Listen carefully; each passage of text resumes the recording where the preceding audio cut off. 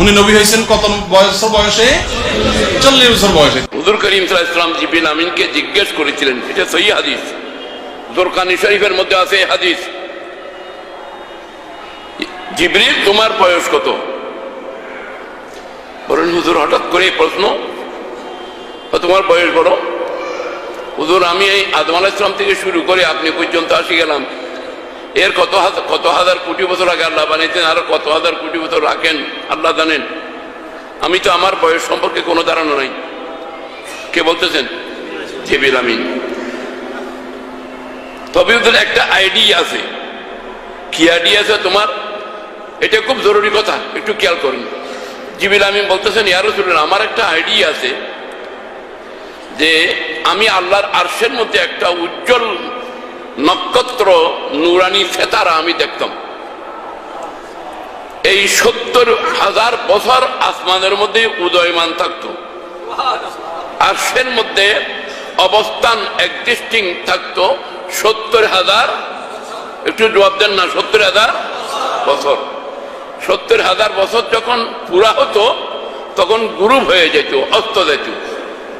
এই অস্ত অবস্থা 70,000 বছর, 70,000 বছর পরে আবার উঠত।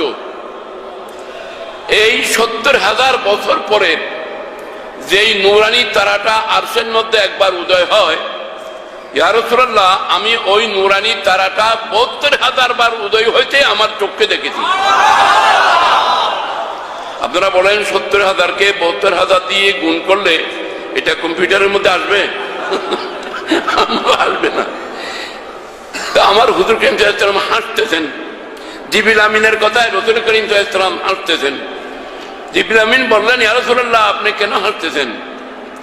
তুমি জানো যে সেতারা দেখেছো উনি কে?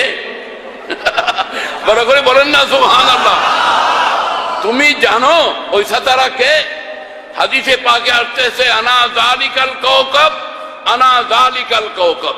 হে জিবরিল আমিন, তুমি যেই নক্ষত্র দেখেছো, আল্লাহর নূর থেকে আমাকে সৃষ্টি করার পর আল্লাহর কুদরতের পরওয়ারিশের মধ্যে আমাকে আল্লাহ রেখে দিয়েছেন, সেই নূরানি সেতারাকে তুমি আলোর হিসাবে, নূর হিসাবে, নক্ষত্র হিসাবে দেখেছো। সেটা বাস্তবে আমি নবী মুহাম্মদ রাসূলুল্লাহ ছিলাম। নবীজি সাল্লাল্লাহু আলাইহি ওয়াসাল্লাম কি 40 বছর বয়সে নবী হয়েছে, নাকি নবীজি এর আগেও নবী ছিলেন?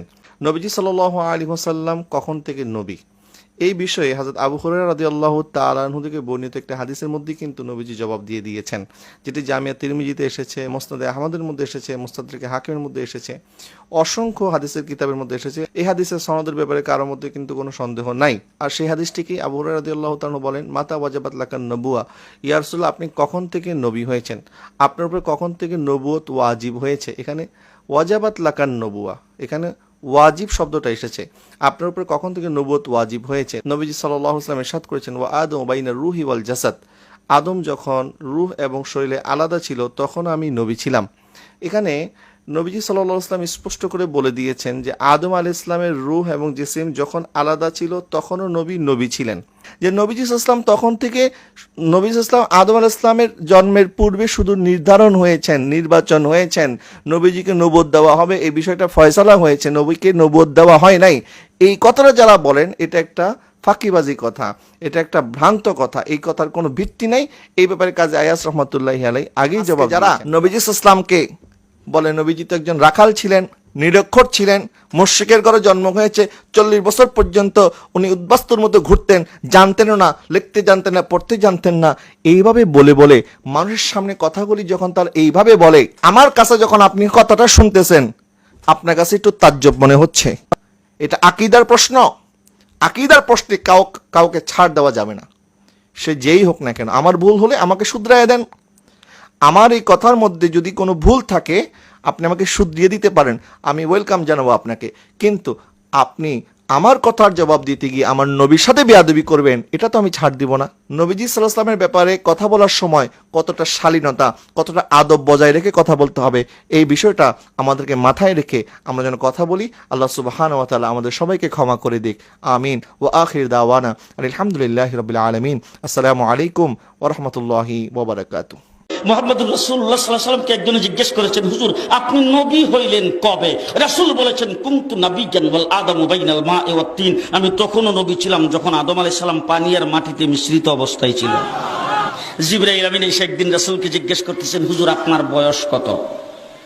রাসূলুল্লাহ সাল্লাল্লাহু আলাইহি ওয়াসাল্লাম জিবরাইলকে জিজ্ঞেস করতেছে, জিবরাইল আমার বয়স পরে বলবো, আগে বলো তোমার বয়স কত? জিবরাইল আমিন, হুজুর আমার ডেট অফ বার্থ জানা নাই, তবে একটা ঘটনা যদি আপনার কাছে বলি, এটা দিয়ে হিসাব করে আপনি আমার বয়স কত এটা বের করতে পারবেন। জিবরাইল বলতে, শুধু একটা ঘটনা বললে আপনি হিসাব করে তারপর আমার বয়সটা বের করতে পারবেন। যখন এই কথা বলছেন, রাসূল বলে, কি ঘটনা? বল, হুজুর আমাকে যখন আল্লাহ সৃষ্টি করেছেন তখন আমি আরশের নিকটে দেখতাম একটা তারা উঠতো, একবার উঠলে 70,000 বছর থাকতো। কয় বছর? 70,000 বছর।